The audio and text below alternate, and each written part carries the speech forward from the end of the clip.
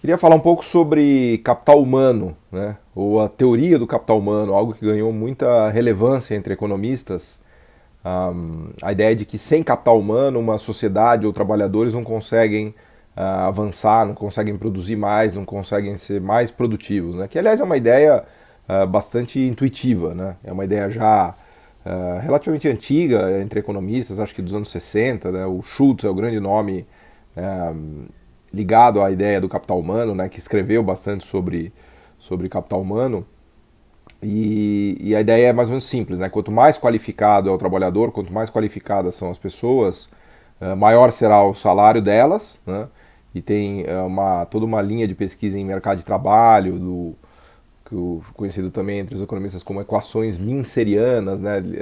Dado o trabalho do Mincer, que mostram que de verdade é isso que acontece, né? Quando as pessoas se qualificam mais, estudam mais, quando elas aumentam o estoque de capital humano delas, a remuneração aumenta, os salários aumentam, né? Isso é uma regularidade empírica bastante presente, né? Bastante relevante nos trabalhos que olham para isso, né? Então, quando se estuda desenvolvimento econômico, é muito comum essa ideia de que o investimento em capital humano é essencial, né, para o desenvolvimento, para o enriquecimento dos países. A acumulação de capital humano é essencial para que as pessoas fiquem mais produtivas, para que elas sejam melhores remuneradas, né, e para que o país avance, para que a renda per capita avance. Então não basta apenas acumular capital físico, né? O que os estudos mostraram ao longo dos anos é que o desenvolvimento econômico, a riqueza das nações depende tanto da acumulação de capital físico, máquinas, fábricas, equipamentos, quanto o capital humano, né?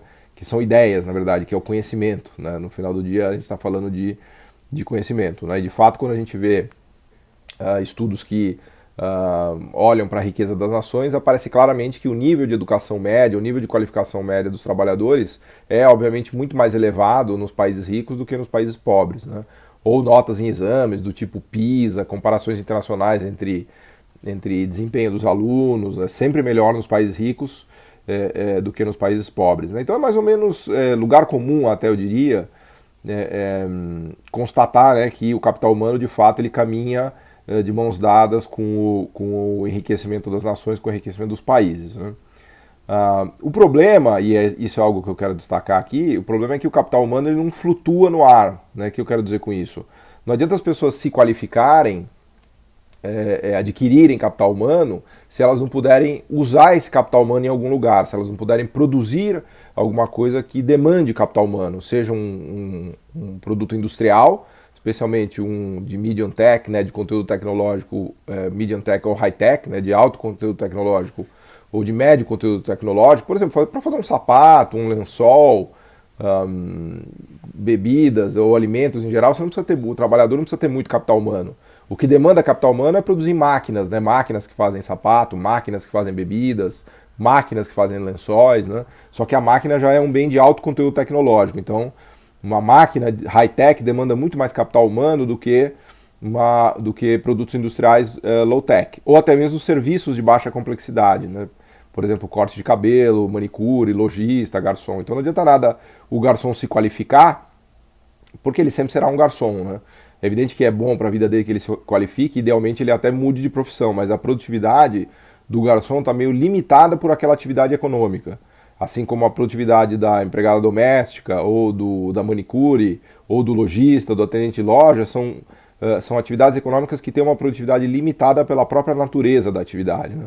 Algo que não ocorre com fábricas, né, especialmente de produtos high-tech, medium-tech, high-tech, e com serviços, né, especialmente serviços empresariais, com serviços sofisticados, né, especialmente serviços empresariais do tipo design, TI, né, marketing, serviços financeiros e assim por diante. Então, o ponto que eu queria destacar aqui é que não adianta se acumular capital humano se a estrutura produtiva do país não tem esses empregos e não tem essas empresas, né? É a brincadeira que eu sempre faço do engenheiro que virou motorista de Uber no Brasil, né? Então, a gente anda de Uber por aí. Aliás, o Uber foi uma inovação fantástica, né, para locomoção.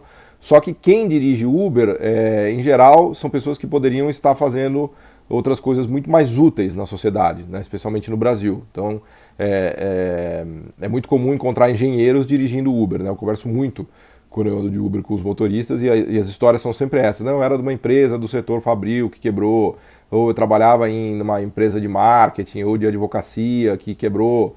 Então a destruição do tecido produtivo brasileiro, graças à guerra industrial, né, que a gente observa no mundo, acaba produzindo esse exército de engenheiros, de pessoas qualificadas que dirigem Uber, né, e que fazem outras coisas que não tem nada a ver com a habilidade, né, com o conhecimento que elas adquiriram ao longo dos estudos. Ou seja, o capital humano delas não é aplicado de verdade, né? O capital humano que elas adquiriram, que elas acumularam, não se traduz em produção de um bem ou serviço que demande capital humano e, portanto, não se traduz num salário mais elevado, né? Então, é nesse sentido que eu falei que o capital humano ele não fica flutuando, né? Que as pessoas podem acumular capital humano mais ou menos, estudar mais ou menos e pronto. Elas são condicionadas pela estrutura de empregos e estrutura produtiva que existe no país, né? E daí a importância de entender o que são as empresas que demandam muito capital humano e que a gente chama de universidades produtivas. As empresas mais fantásticas do mundo hoje, mais high-tech, seja em serviços, seja em bens, são também conhecidas, né, na expressão do Fausto como universidades produtivas, né, que são empresas tão fantásticas que elas praticamente são centros de conhecimento. Aliás, elas usam esse termo de campus, né, o campus produtivo. Próprio, se quiserem, Google, Facebook da vida, são universidades produtivas, né? A diferença é que eles produzem serviços absurdamente sofisticados e que são muito demandantes de capital humano.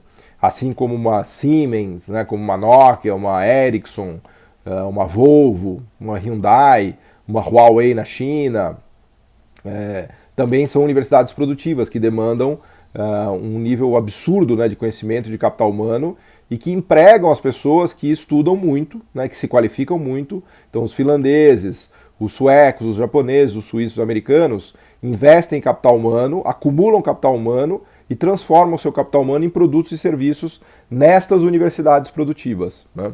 Daí a importância, né, de se entender o que são essas empresas, né, que a gente chama aqui de meio de brincadeira do Charlie Chaplin, né, da fábrica do Charlie Chaplin até a universidade produtiva.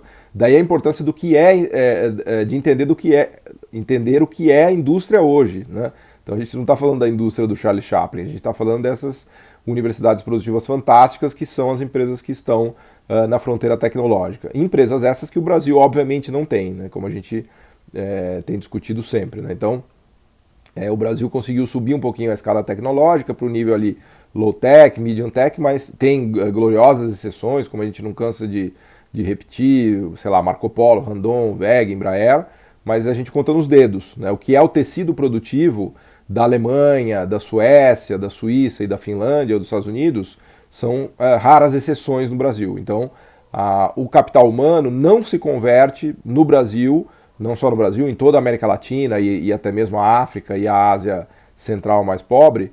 Todo investimento em capital humano não se converte em salários, né?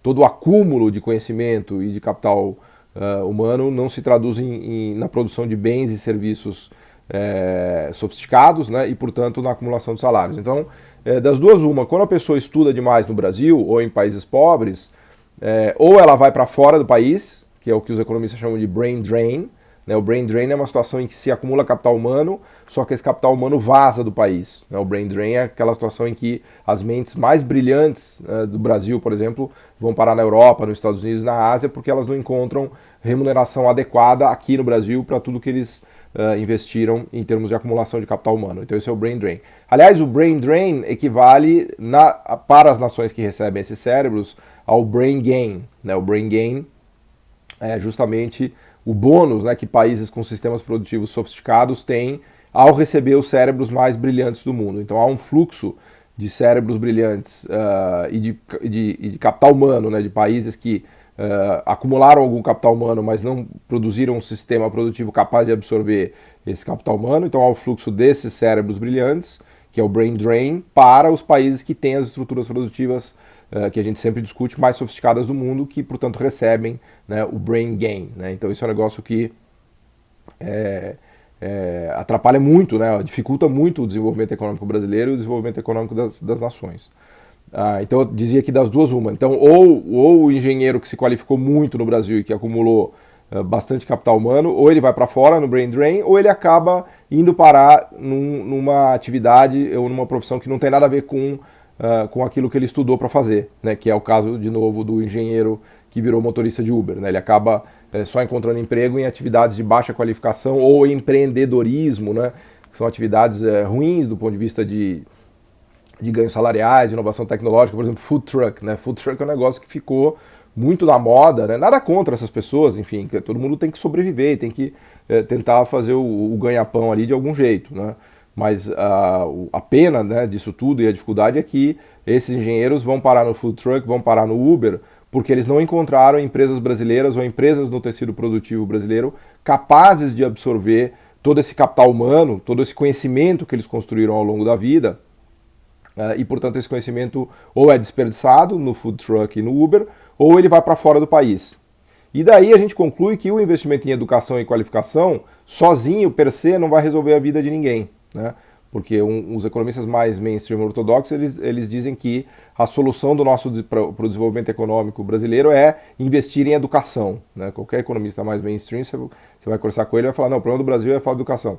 É evidente que a educação é fundamental, né? Eu sou professor há 20 anos, fiz mestrado, doutorado, sou um militante da educação. Mas em termos produtivos, né, no contexto da guerra industrial mundial, a gente precisa ter muito claro que a educação vai fazer água num contexto em que o sistema produtivo do país não consegue avançar, né? A educação vai virar brain drain ou a educação vai virar motorista de Uber, né?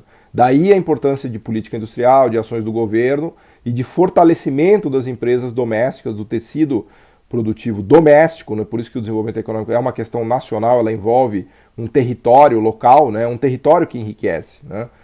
O enriquecimento ele é localizado, né? Se a gente olhar as regiões mais ricas do mundo, a gente vai ver que são regiões mesmo, né? O Mittelstand na Alemanha, a região nórdica, os Alpes suíços, quer dizer, ou você pegar os Estados Unidos na Nova Inglaterra, ou na Coreia, toda a região de Usan, é que a Coreia inteira ficou desenvolvida, né? Mas no Japão e nas zonas especiais de exportação da China, Tianjin, Shanghai, então o desenvolvimento ele é localizado, até mesmo no Brasil, em São Paulo, né? Olha a diferença, olha a brutal diferença que a gente tem de PIB, de produção. Em São Paulo, por exemplo, mais de 2 trilhões de reais é o PIB anual do estado de São Paulo. Enquanto que no Nordeste do país, um estado não produz mais que 50 bilhões de reais de PIB anual. Muitos até 30 bilhões, né? É uma diferença brutal, né, de produção de riqueza e renda territorial mesmo, quando a gente olha. Então, olhar a questão do capital humano descolado do sistema produtivo resulta numa dificuldade de entendimento, né, da realidade como ela é. Aliás, eu diria que essa é uma crítica forte que a gente faz aos economistas mais ortodoxos, liberais, né, porque eles não fazem essa conexão entre indústria e educação, né? Não dá para você falar de indústria, falar de educação sem falar de indústria. E daí a ideia da fábrica do Charlie Chaplin até a universidade produtiva, porque a universidade produtiva é o suprassumo da indústria, da educação aplicada à indústria, né? Todos esses produtos maravilhosos que a gente fala e que o Fausto mostra tão bem, né? Milhares de exemplos, né? Das máquinas perfuratrizes de rocha, dos caminhões articulados, dos fornos de cimento basculantes, né? Que vão a 1500 graus, quer dizer, são inovações tecnológicas, são domínios tecnológicos incríveis, né? Que estão na fronteira tecnológica, que é o topo da nossa famosa e querida escala tecnológica, que determina se um país é rico ou pobre, né? Então não existe país rico que não esteja na fronteira tecnológica produtiva. É a fronteira tecnológica produtiva que transforma o capital humano, transforma a educação em produtos e serviços, né, que pagam melhores salários e que no final do dia resultam numa renda per capita elevada e na riqueza e na pobreza de um país, inclusive na redução das desigualdades, porque os sistemas sofisticados da fronteira tecnológica demandam uma rede produtiva de engenheiros, de técnicos, né, de serviços e de bens interligados tão complexa e sofisticada que acaba pagando salários bons e elevados para todo mundo, né? Então as redes produtivas sofisticadas têm menor desigualdade também.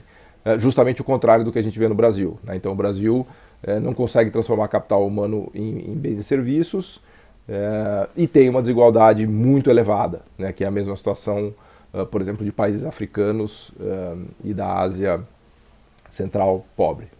Ok? Obrigado.